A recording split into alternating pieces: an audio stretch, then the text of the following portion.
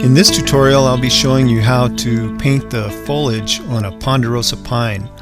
This is more of a close-up of a ponderosa pine. There are occasions when you paint more of a close-up like this. Most of the time you're just painting a ponderosa in part of a forest, but this tutorial will show you some of the details of the foliage in a ponderosa. So first, let's look at our palette. We'll be using a simple palette today, in other words 3 colors. When you're working on a complete painting, you'll typically use more colors than this, but when we're doing a small vignette like this, we just use a simplified palette.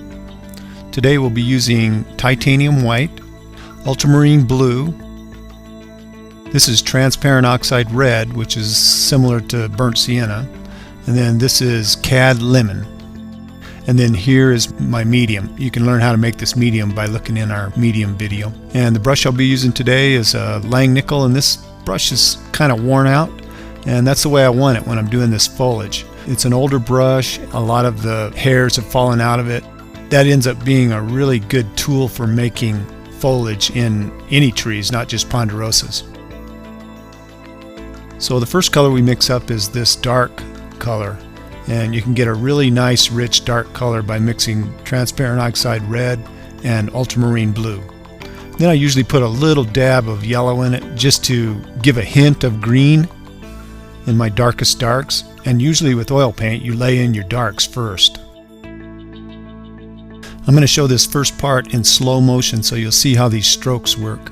I load my brush with a good dark color. You'll notice that I twist my brush a lot. Practice this brush stroke because you'll use this a lot with foliage on trees and bushes. You can see how I twist my thumb and twist the brush and make the brush kind of spin, and it lays the paint down in a way that makes the foliage look very convincing.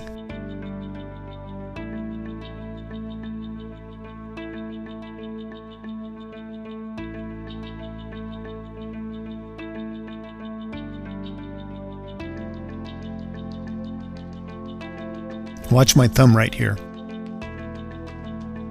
You can see how that radical twist of the brush with my thumb and finger lays down these really cool edges that look like foliage. And it also looks like the edges of pine needles. I know the color right here looks very blue and dark, but we'll be laying down some green and yellow on top of this, so it won't look nearly as dark later.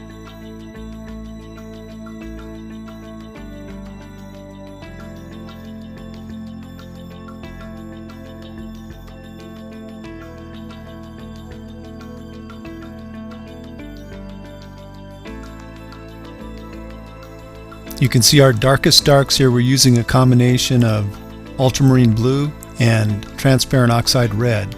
So we're using a warm color and a cool color. The cool color is the ultramarine blue. The warm color is transparent oxide red.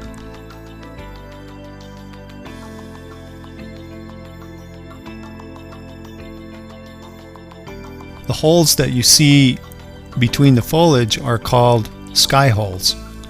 And for foliage to look convincing, you almost always need sky holes so they don't look like just a piece of cardboard cut out and stuck on the canvas.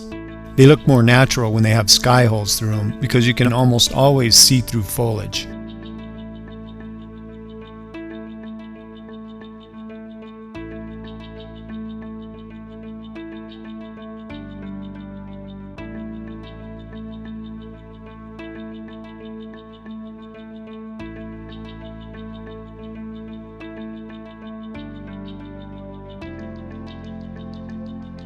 You might remember in our ponderosa drawing video how I pointed out that the arms on a ponderosa pine, typically when they come off of the trunk, they start up and then they grow out horizontally, then they start sagging, and then at the end where the pine needles are, there's these fingers that come out, and that's what all of the pine needles grow on. So take a look at our drawing of ponderosa pine, and there's a few more details about a ponderosa in there.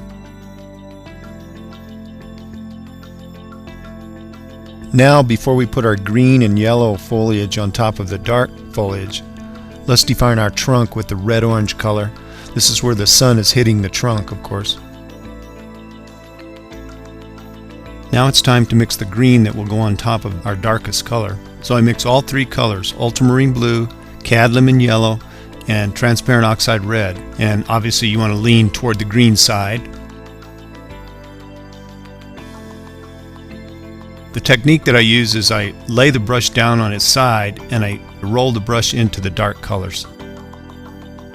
This puts another layer of color and highlight on top of the existing dark colors. You want to be careful here not to just mix them all together, because you'll end up with kind of a muddy color rather than well-defined edges of foliage.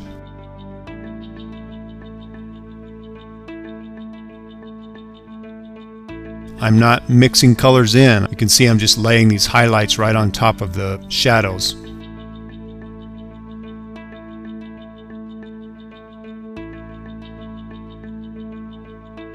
When you're up close to a ponderosa like this, you're going to see all these little details.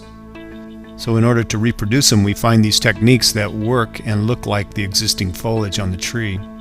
This isn't the only way to do this, but it's one way. You'll probably come up with a better way.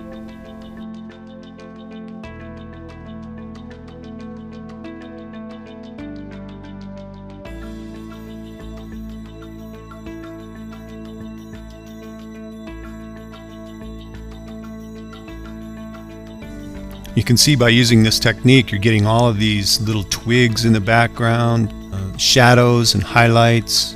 You can get this feel of needles on the tree.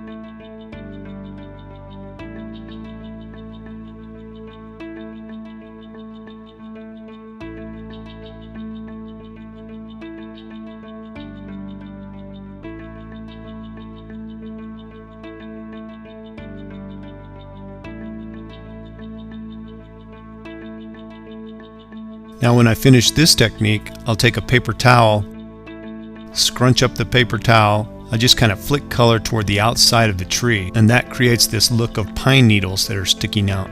Of course, normally you would do this with a sky in the background, a blue sky. I would probably paint my sky in and then let it firm up a bit, a couple hours, and then put this tree on top of the blue sky. So there's some techniques for painting ponderosa pine trees. These kinds of techniques also work for brush and bushes,